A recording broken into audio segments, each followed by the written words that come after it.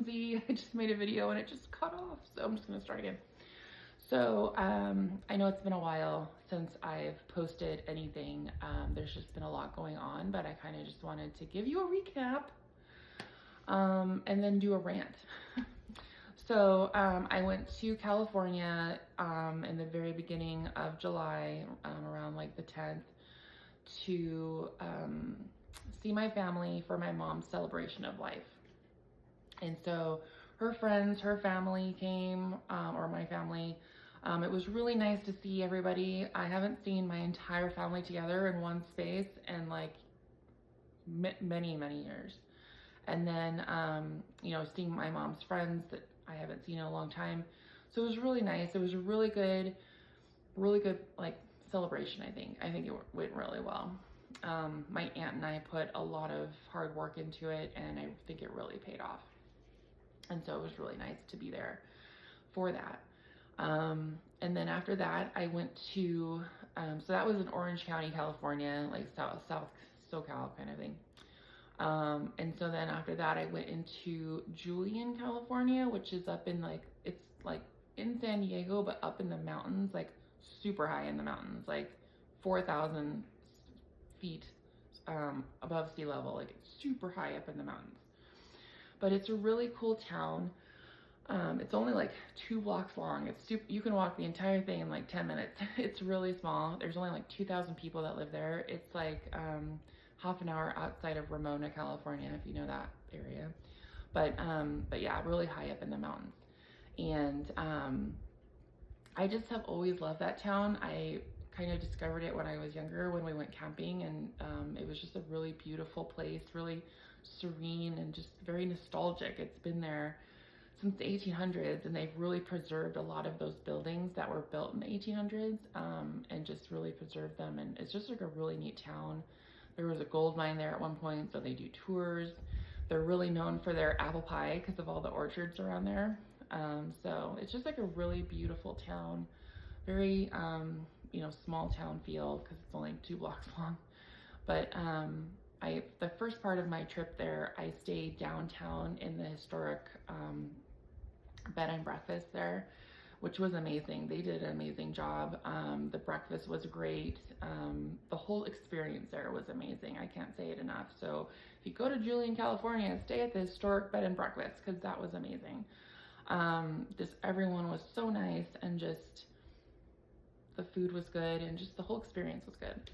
And then the second part of my trip to Julian, I went even higher into the mountains. And I'm not going to be able to spell the lake correctly. I think it's like Lake Cumuca. I don't know. I'm totally butchering that. But I went up there to like a retreat kind of thing. I just wanted to, it was like a meditation kind of, there also was some art therapy there, which was nice. It was just a place to, again, to get my mind out of, you know, my mom dying, her celebration of life. Like, I'm trying to move on mentally. I know I will never move on because a piece of me is missing now. My mom has died, and I'll always feel that way, I think. I don't know. But basically, this retreat was amazing. Like, it was so peaceful, so calming. I had a beautiful balcony that had like great views of the lake. It was just a really quiet, peaceful journey, I guess, that I had up there. It was called Quiet Mind Retreat, I think. But the only thing I have to say about that place is that right up the hill is Cal Fire, and right across the lake, like directly across from the retreat hotel, they were doing like helicopter exercises or something like that. And so it was so loud because the helicopter was literally like maybe a mile away. It was less than half a mile away, actually. It was so close, and it was so loud, and I'm like, this is not great for quiet mind. But otherwise, it was really amazing. They had really good food there, and again, like really small town feel. You know, you're kind of on your own, but you could do your own meditation, or they had classes. It was just a really really good experience. I felt like my mind really got, you know, kind of at almost at peace, not quite, with what's happened with my mom. Still trying to get the chart notes, but I don't know if I'll ever get those, so I just kind of have to move on from it. You know, I just have to accept the fact that she died unexpectedly. I think it was negligence. It is what it is.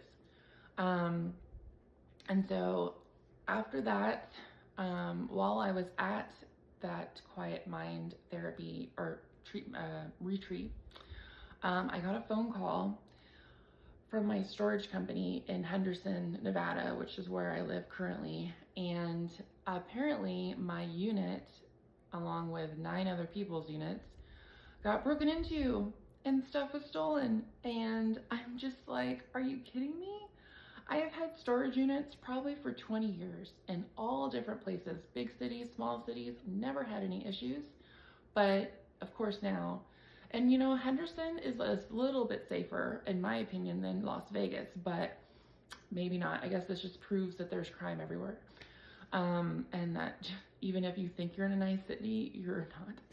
But I just am so, like, I was getting in such a good place, and then it's like, bam, like, back to reality kind of thing, down the mountain.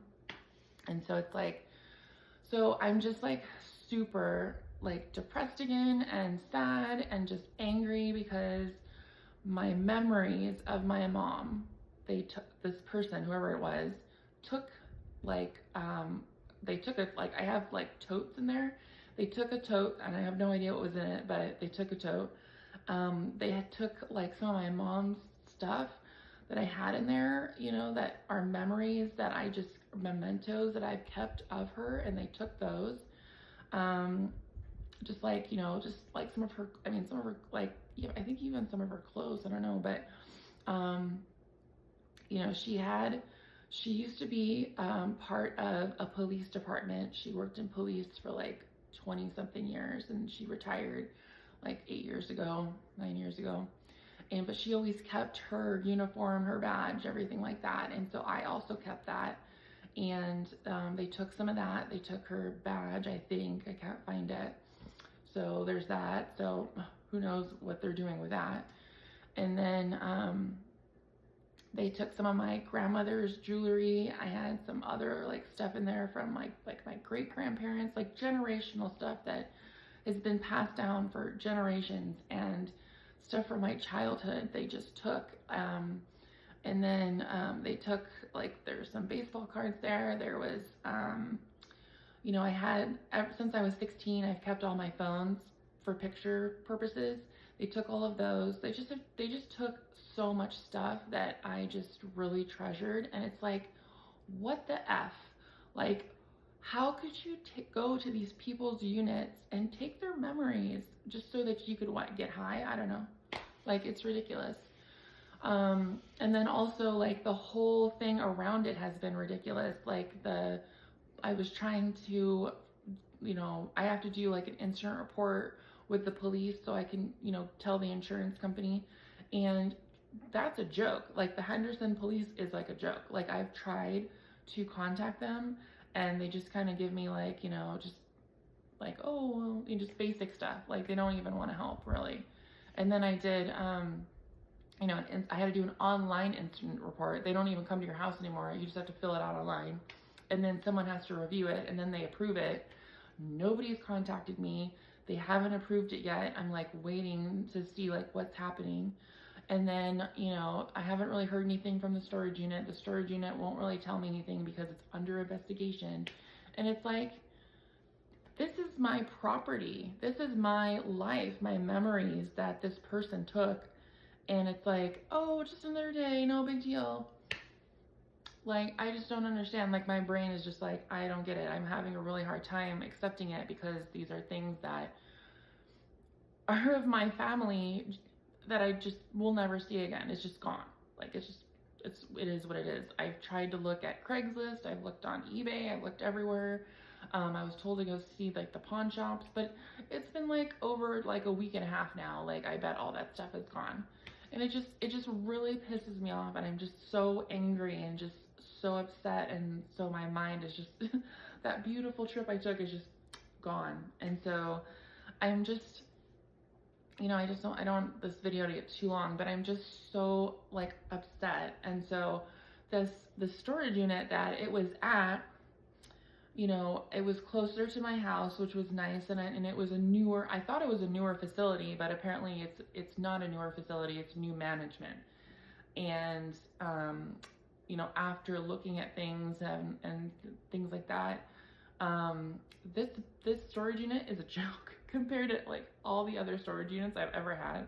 Like I thought it was really secure and everything like that, but they like to get into the gates, they're open from like 6 to 10, and after 10 you can't get in. Well, this person came in at midnight and stole all this stuff. So in my opinion, I think it's an inside job, because I don't know how else you would get into the gates to get the stuff. But the building itself actually is open 24/7. So you can get into the building at any time, which is ridiculous. Like, I didn't even realize that. They don't use any of the same like security measures as like the same name does in other parts of the city that I've actually been with their storage company. You know, usually you have to put in a code to get into the building, and then you have to get a code to get to the elevator, and they don't have any of that. It's completely open. And I'm just like, no wonder you got robbed. I'm sure you've been robbed several times now, because, and maybe that's why they went under new management, is because it got robbed so much. I don't know, but it was just ridiculous. And then it's like an air cooled kind of place. It's not climate control. It's like or it's not like air conditioning. It's like it's like hot air basically. And so at the top of each unit, there's these like bars. There's like 3 bars, and you know, they said one of the ladies was saying that they like crawled through the bar at the top, and then that's how they got into the unit and from behind, and just popped the lock off, and then that's how they got stuff out of the unit. But these bars are like this wide, like this would have been like a tiny person. And so that just I don't know, it doesn't make sense to me, but that's what they were going with. And then they kept, the storage company told me that they got a good picture of the person's face, and you know, the cops are investigating it, blah blah blah. But I think that's just a smokescreen. I think it was what I've been hearing from other people that have units there and have left, that it was an inside job. It was an employee there.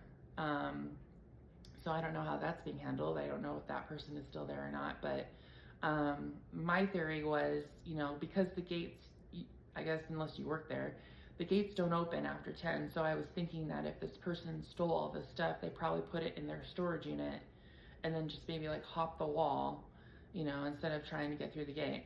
So I don't know.